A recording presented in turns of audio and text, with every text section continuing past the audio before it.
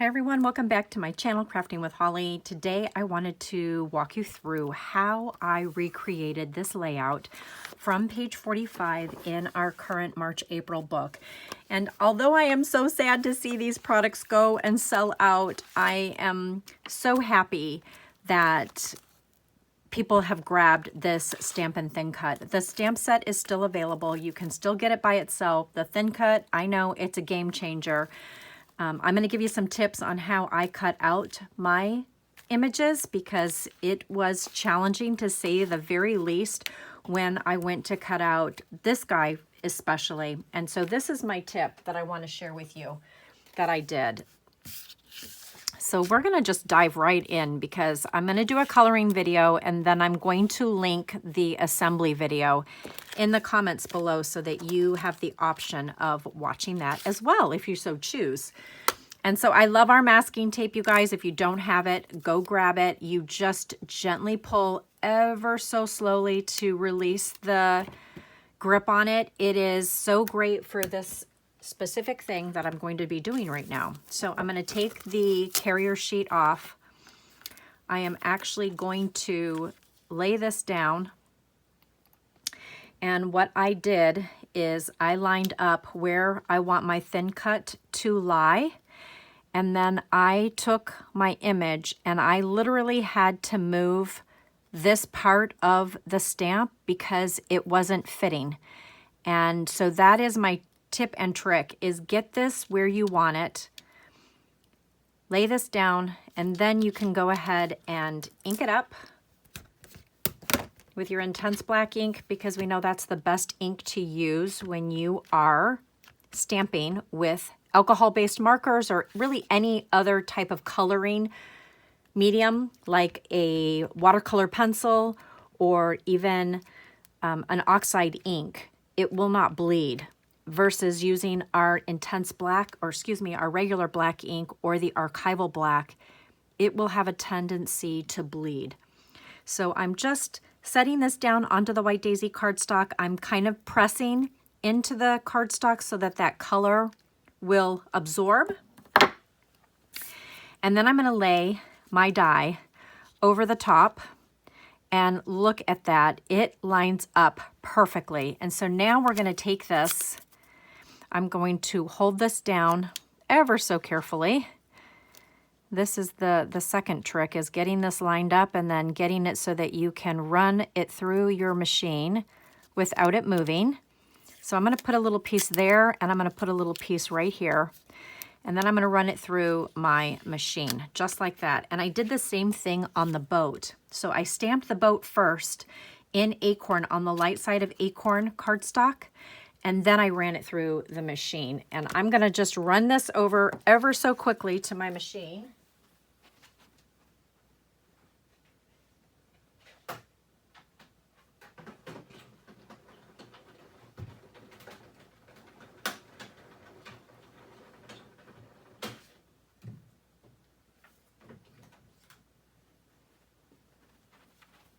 And voila, now all I'm going to do is just gently lift this because you want to be careful that the masking tape doesn't tear your image, which I have done. That's why I'm sharing that with you. So I've just gently removed that, and now I'm going to gently remove it right off of the stamped image. Ever so carefully. You can see there's a little bit of ink on there. And voila. Way better that way. Now, it's not absolutely perfect. I probably will line this back up and change it a little bit. My hand wasn't so steady. I should have moved this down just a little bit, but I'm very pleased with this one. This one came out absolutely perfectly, and that's how I did it. So I'm going to set that off to the side. And I want to show you this color chart that I made using the TriBlend markers. So fair skin is what I used on the woman's body. Red brown is what I used on her hair. The brown gray is for the shirt and then black for the pants. For the cattails, I used the red brown. And at first I used just the light because in the catalog They used pencils on theirs, and I wanted to kind of replicate that. But you know what? I like my cattails to have a little bit more depth. So I'm going to use multiple colors. And then I use the dull green for the cattails, dull green for the can of worms, and I use the red-brown blend for the worms. For the hat, I use muted brown, and then for the overalls and shirt, the true blue. And then for the fish, I did different combinations. I did light green, and then I did a combination of aqua blue and vintage. So there's really no right or wrong way. I just wanted it to look ever so natural. And then I'm going to just sit down here, and I think that you can see really good if I keep things up in this quadrant. So I want to color in the red brown. I am going to just outline the boat like you see here. And let's just see what it looks like with the light shade first. Yeah, you know what? I like that. It's subtle. And I just want to accent ever so lightly the outline right here. So I'm just going back and forth. Most of the time when I'm coloring, I'll do circular motions, but because these are straight lines, I'm just gonna keep doing straight lines. And I'm just coming around here. And if you wanted to, you certainly could go darker on this, but I just want to slightly accent the outline of the boat, just like this. And even though when you see my pictures, the boat that I'm in, it's a metal boat because it's my brother-in-law's, I think this is still going to look really good. And then I'm just going to come down here like that. And I think that is good. Yep, perfect. Okay. So that works really well. Okay, so let's do his hat. And I did use muted brown, which is right here. And I used the light color first, all over. And my best tips and suggestions for coloring is just keep practicing. Use short little circular motions and just practice. There's no right way to color. You just got to practice and get used to it. My best advice for using a darker shade is try to use the fine tip so that it doesn't bleed too heavily. And I tend to take a deep breath and hold my breath while I'm coloring so that my hand doesn't shake. And then if you want more depth, you certainly can do that. Like, let's just go around his hat again, and let's just make this band a little bit darker, just like that. And then you can always just come over here and accent a little bit more. You can even go around the hat just to create a little bit more depth. And then the fair skin is what I used for the arms and the necks. Anywhere you're going to see skin.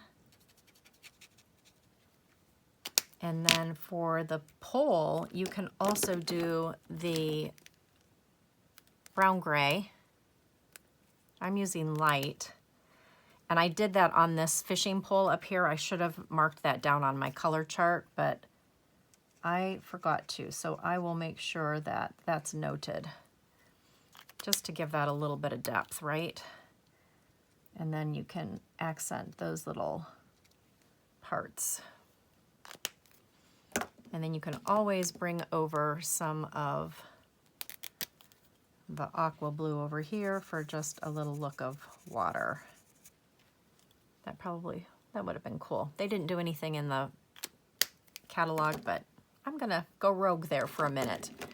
Okay, so then for the shirt, we're using the light shade of the True Blue blend. And again, I'm just using some short feathery strokes, little circular motions.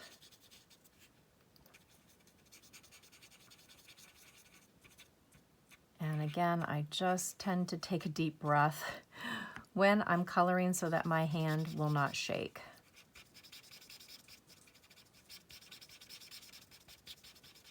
I learned that tip from a dear friend of mine. And I'm like, oh, that's genius. I think I'm going to give that a try. And then I went back over the shirt with the medium tone. And again, I'm just trying to stay inside those lines. And I am just using the tip to just accent. And this dries so nicely that you really aren't going to see any demarcation with the lines. But that just does such a beautiful job. Okay, and then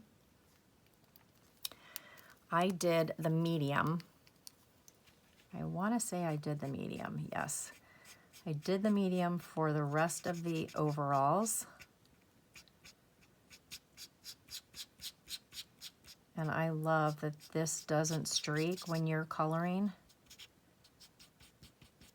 And I used the pockets. I did the light blue, the light shade for the pockets. And I'm trying to do this so that you can see exactly what I'm doing. There is another video that I literally just did today that I shared featuring the stamp of the month for April. So I will leave that in the comments too. That's another coloring video, and you can go and watch that and see my coloring tips in there. And then I'm just going over the pockets just like that. Whoops. And if you want, you could actually go darker. So I think I did, because this looks pretty light. So I'm gonna just go back over these. I like that the medium shade kind of filled in, and now this is gonna create a little bit more depth, but it's gonna make those pockets stand out and look, I think, a little bit lighter than what they do right now. So I do love layering colors together, and I did that with the fish, and it creates some really nice colors. Okay, that looks a lot better. Okay, so he is done. Let's do our cattails. So I used the muted brown first, and I'm going to show you what mine look like light. And then we're just going to use a little bit of the medium to add just a little bit of depth right here. Right there. Right? Because we know that as cattails start to age, they get darker. At least I remember that growing up. And then I'm going to use the dull green right here in light to do the majority of the cattails. And then I'm going to go back with the medium and the deep blend to just create some depth. And I'm going to stagger that.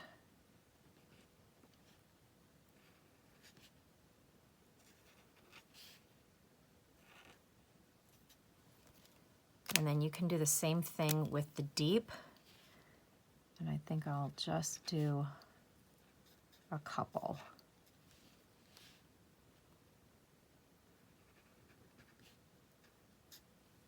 Just like that. Maybe let's do this one here too. There. And then all we need to do now is the fish and our can of worms. Let's do the can of worms. So I just used the light shade in the center, and then I did the medium, just like that. And then I think I did a little bit of the deep on the bottom. Again, just to add just a little bit of depth. And then the tin can, the top of the can, I used the light shade of the brown gray blend just like that. And then I took the red brown and I chose the medium, and that's what I colored the worms with. Just like that. And then for the fish, I went with light green. So it's just a little bit,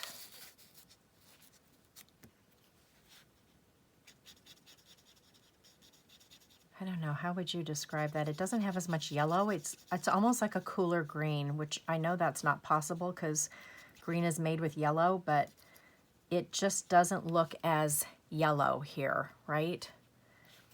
So I chose to do that one, and I'm using the light shade first. And I apologize if you can't see everything, but I'm trying to hold on to that. And then I went with the medium on the gills.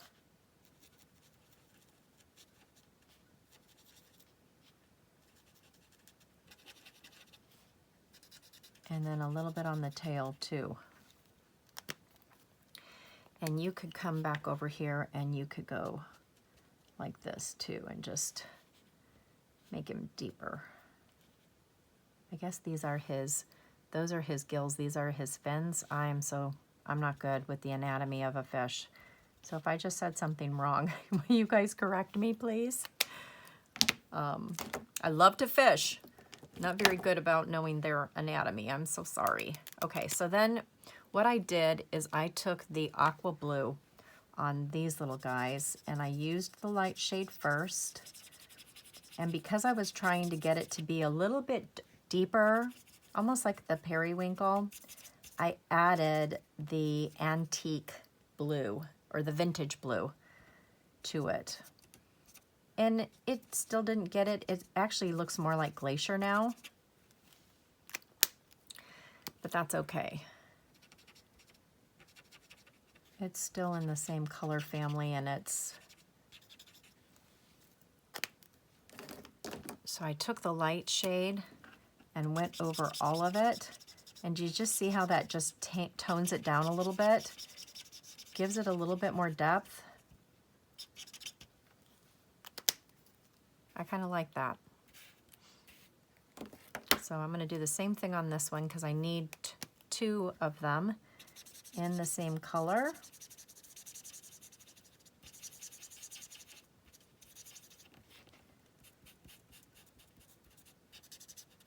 And there we go. I hope this was helpful. I am no expert by any stretch of the imagination, but I do practice quite a bit. And I find that I have learned so much just by practicing and playing with these colors. And I just love how forgiving they are. And I love sharing what I have learned along the way. So if you have any specific tips that you've learned while coloring, oh my goodness, I would absolutely love to hear your comments. And feel free to leave your comments down below. But those are the pieces, and we are now going to get ready to come back, and I'm going to walk you through how to make this, and I created a companion layout as well. I'll see you real soon.